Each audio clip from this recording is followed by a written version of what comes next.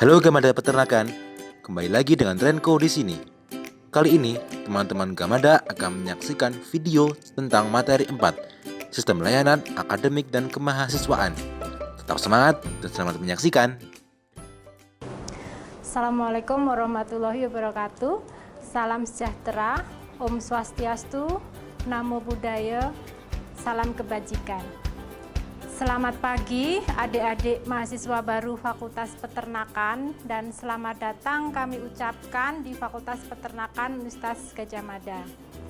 Hari ini adalah hari yang sangat spesial dan mungkin baru pertama kali terjadi seumur hidup kami juga, di mana kami menerima adik-adik PPSMB mahasiswa baru secara online. Hal ini dikarenakan adanya kejadian atau peristiwa yang cukup langka yang baru kita alami juga bersama-sama saat ini, yaitu adanya pandemi COVID-19.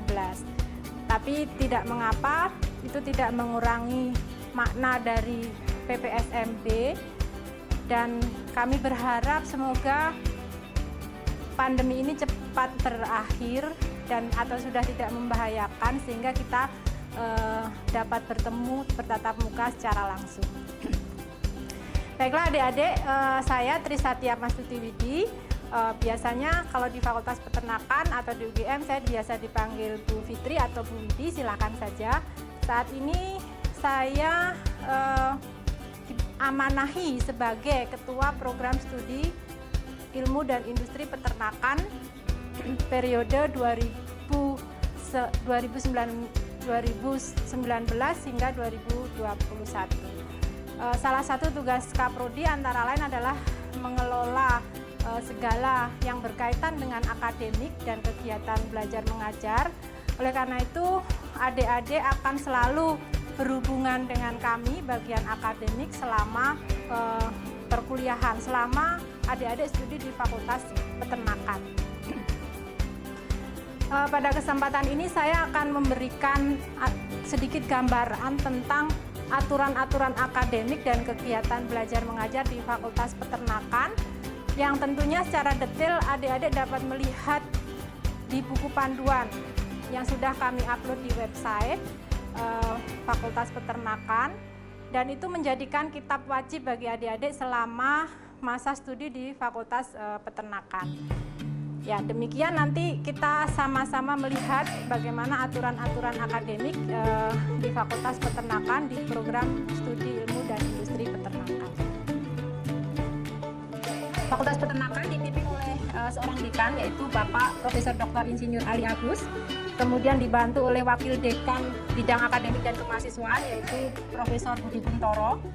Kemudian Wakil Dekan Bidang Penelitian dan Pengabdian Masyarakat serta Kerjasama adalah Bapak Dr. Bambang Suwitnyo, dan Wakil Dekan Bidang Keuangan, Aset dan Sumber Daya Manusia adalah Profesor Igede Suparta Budi Satria. Prodi S1 Ilmu dan Industri Peternakan sebagai ketua program studinya adalah saya sendiri. Kemudian saya dibantu oleh sekretaris prodi, yaitu Bapak Dr. Ahmad Ramadhani Surya Putra, dan nanti adik-adik akan bisa bertemu kami secara langsung setelah kondisi memungkinkan.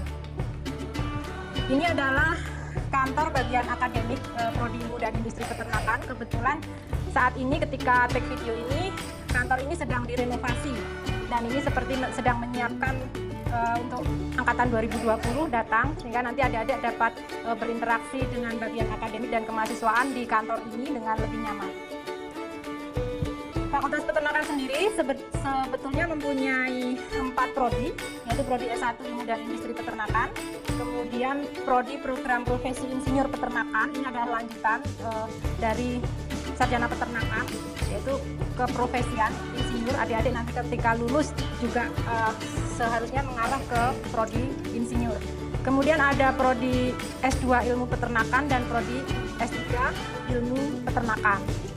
Kemudian di bawah pimpinan fakultas ada 5 departemen, yaitu Departemen Nutrisi dan Makanan Ternak yang di bawahnya ada 4 laboratorium, kemudian Departemen Sosial Ekonomi Peternakan yang di bawahnya ada 2 laboratorium, kemudian Departemen Produksi Ternak Departemen Teknologi Hasil Ternak, dan Departemen Pemuliaan dan Reproduksi Ternak. Yang terakhir ini adalah departemen yang terbaru, tergabung dengan Departemen Produksi Ternak. Kemudian beberapa tahun belakangan ini telah berdiri sendiri menjadi Departemen Pemuliaan dan Reproduksi Ternak.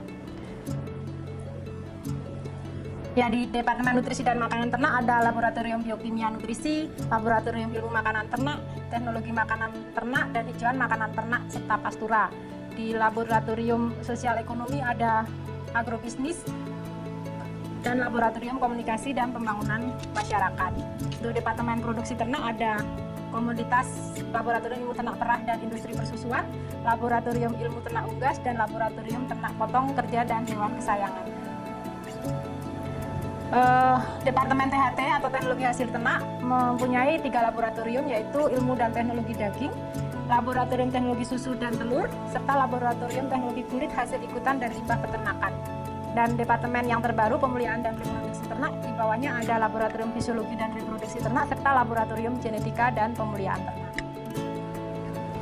Kemudian pelaksana administrasi di Fakultas Peternakan ada Kepala Kantor Administrasi, ada Seksi Akademik Kemahasiswaan, dan ada Seksi Keuangan Administrasi dan Umum. Sebagai unsur penunjangnya ada perpustakaan yang saat ini cukup lengkap koleksi, baik buku secara fisik maupun non fisik ya, online. Kemudian ruang komputer, ruang audio visual, kemudian UPT terpadu yaitu ternak perah, potong, kuda, kebun rumput, kandang close house, dan lain-lain. Ini sarana-sarana penunjang ini adalah sarana penunjang untuk adik-adik belajar selama di Fakultas Peternakan, belajar dan praktek tentu saja. Kemudian adik-adik akan mengalami siklus administrasi dan kuliah selama 1 semester. Itu siklusnya tetap ya, artinya dari siklus dari registrasi, administrasi atau membayar UKT, kemudian harus registrasi akademik atau KRS. Yang ketiga, setelah itu dipenuhi semua, adik-adik berhak untuk kuliah praktikum dan UTS. Dan terakhir di akhir semester itu ada ujian akhir semester. Siklusnya akan tetap sama setiap semester seperti itu. Ada 4 tahapan yang harus adik-adik lampaui untuk mendapatkan hasil nantinya di akhir semester. Registrasi atau pembayaran UKT sudah bisa dilakukan lewat banyak bank, yaitu yang ditunjuk antara lain BNI, BRI, BTN, Mandiri ya, dan lain-lain. Bisa via teller langsung, ATM, internet banking, SMS banking. Jadi semua sudah sangat mudah, apalagi pada kondisi pandemi kemarin kami banyak belajar juga untuk semua urusan adalah melalui online. Pada semester dasar itu dilakukan di bulan Juli dan pada semester genap dilakukan di bulan Januari. Setelah adik-adik menyelesaikan proses yang pertama membayar UKT, adik-adik bisa mengisi KRS melalui SIMaster ya. SIMaster ini bisa di-download aplikasinya dari Google Play atau App Store dan sangat mudah ya untuk diisi ya. Mengisi KRS itu ada mata kuliah baru, mungkin kalau sudah semester lanjut mengulang mata kuliah ya, kemudian ada mata kuliah lintas disiplin juga. Nah, KRS ini harus di-approve atau disetujui oleh dosen pembimbing akademik. Adik-adik tentunya nanti akan mendapatkan dosen pembimbing akademik, masing-masing punya dosen pembimbing akademik. Ini yang akan menyetujui KRS yang sudah diisi. Setelah disetujui, KRS tersebut dicetak, kemudian itu sebagai pedoman juga adik-adik nantinya selama 1 semester ya, mata kuliah apa yang telah diambil. Jangan sampai lupa, ternyata tidak KRS, dia ikut ujian. Itu pernah terjadi karena ini tidak melihat KRS yang sudah dia isi sendiri dan seharusnya dicetak. Pencetakan KRS untuk melihat mata kuliah yang diambil beserta jadwal kuliahnya ya. Panduan KRS bisa dilihat, bisa diunduh di SIMaster juga ya. Jadi SIMaster itu menunya sangat lengkap. Semua sampai nanti adik-adik KKN, skripsi itu semua lewat SIMaster. Nah, ketika proses KRS selesai, adik-adik akan memasuki periode perkuliahan dan praktikum serta ujian tengah semester ya. Perkuliahan itu sendiri umumnya adalah berlangsung 12 sampai 14 kali pertemuan ya. Wajib hadir di kuliah adalah minimal 75%. Apabila tidak memenuhi 75%, itu tidak diperbolehkan mengikuti ujian akhir. Tetapi pada kondisi-kondisi seperti sakit, kemudian keluarga inti meninggal yang dilampiri dengan surat keterangan meninggal tunggal atau menjadi duta fakultas atau universitas itu diizinkan, hanya perlu surat kepada bagian akademik. Pada periode perkuliahan juga akan ada praktikum. Nah, ini untuk fakultas-fakultas eksakta seperti kita, ini praktikum memang porsinya cukup banyak dan ini diatur dan dijadwalkan oleh laboratorium masing-masing. Pelaksanaan praktikum dimulai setelah pukul 13 ya, jadi dari siang sampai dengan sore.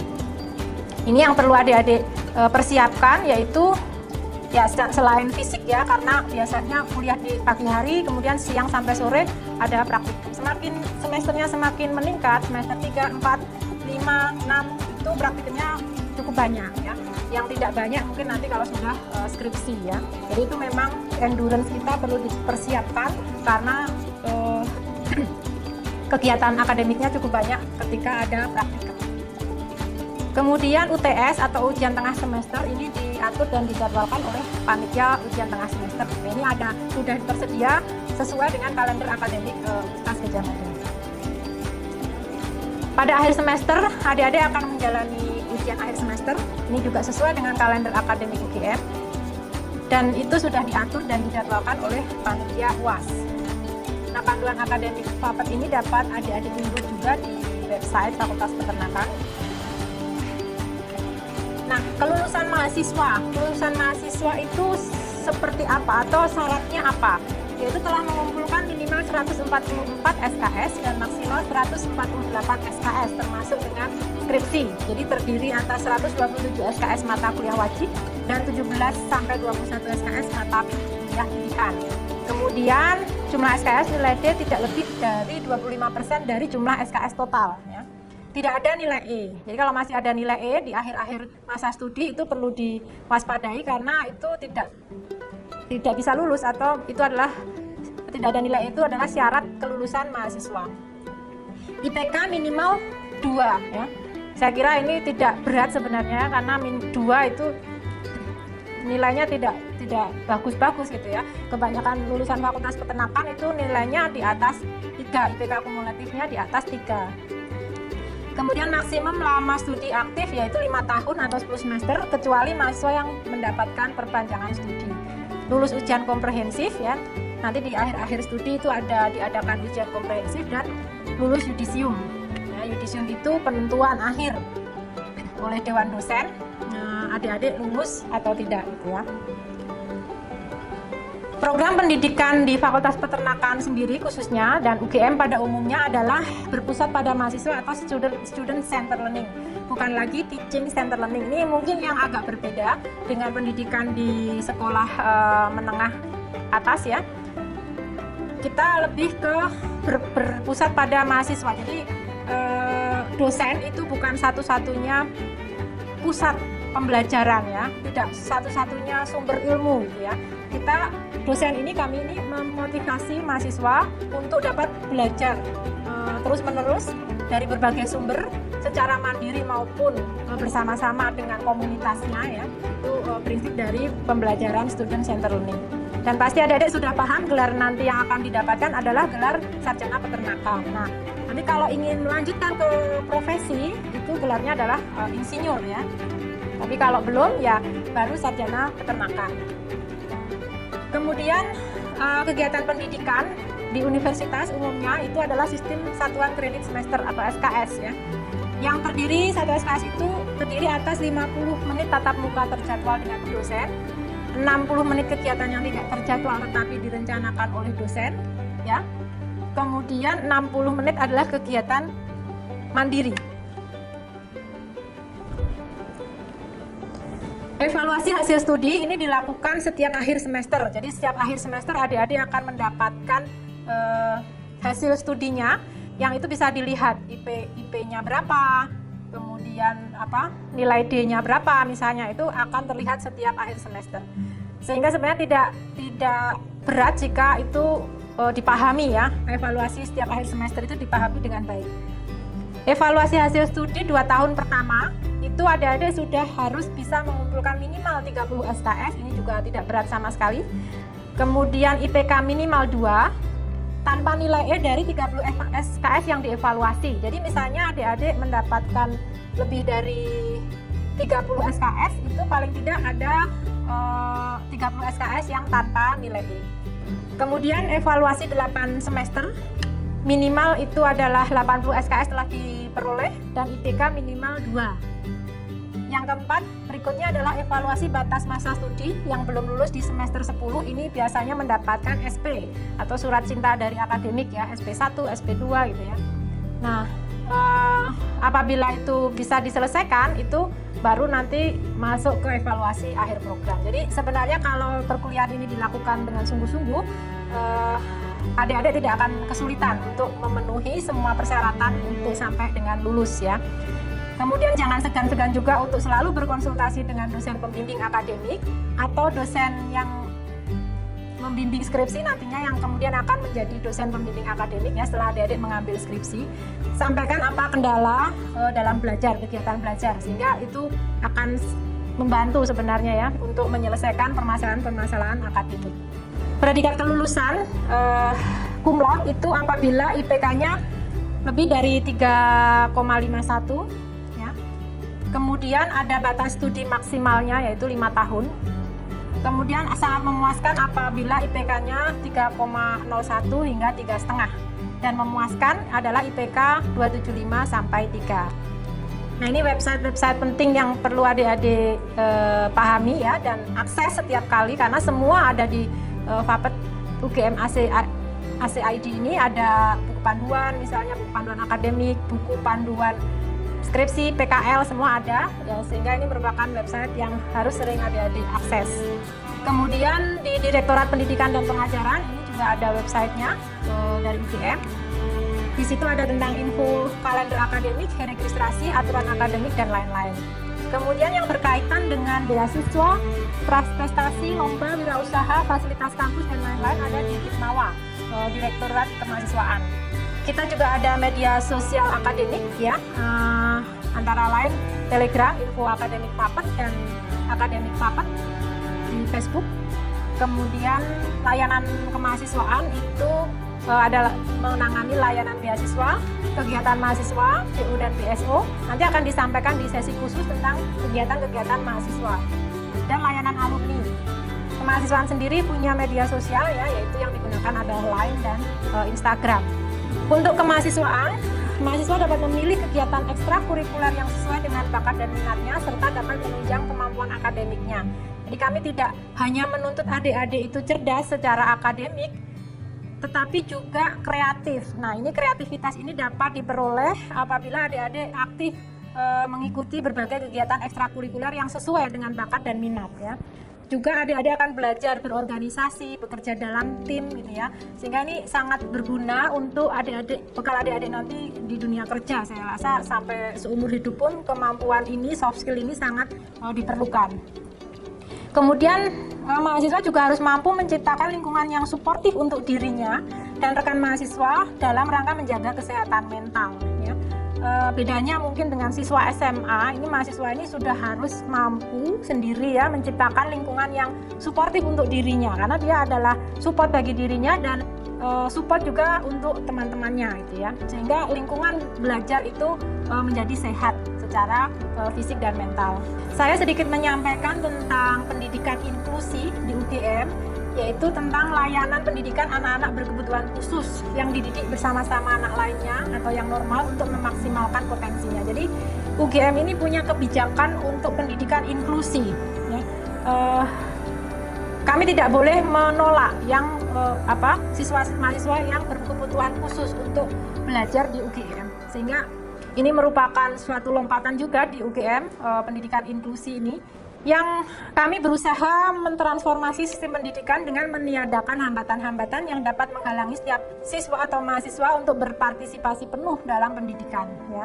Nah, contoh ini fasilitas ya, kampus inklusif ya. UGM ini tahun 2019 bulan Desember ini sudah merencanakan membangun unit layanan disabilitas ya.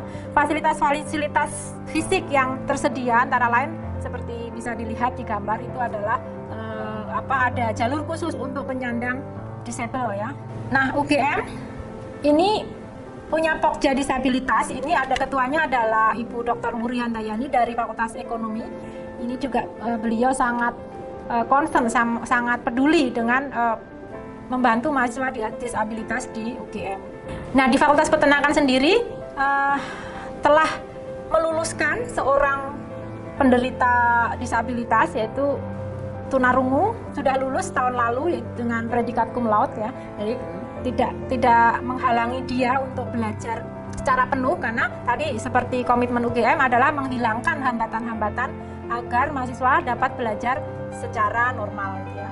Kemudian ada yang tunadaksa dan autism, jadi masing-masing punya kebutuhan khusus yang berbeda-beda, dan itu seperti komitmennya UGM juga Fakultas Peternakan, kami menyediakan sarana prasarana untuk menghilangkan hambatan mereka dalam belajar. Demikianlah gambaran sekilas tentang aturan-aturan akademik dan kegiatan belajar mengajar di Fakultas Peternakan Universitas Gadjah Mada. Pertanyaan-pertanyaan langsung seputar aturan akademik dan kegiatan akademik dapat adik-adik sampaikan nanti pada sesi yang lain. Semoga kita akan segera dapat bertemu secara langsung dan adik-adik dapat melaksanakan perkuliahan normal seperti biasanya. Terima kasih. Wassalamualaikum warahmatullahi wabarakatuh.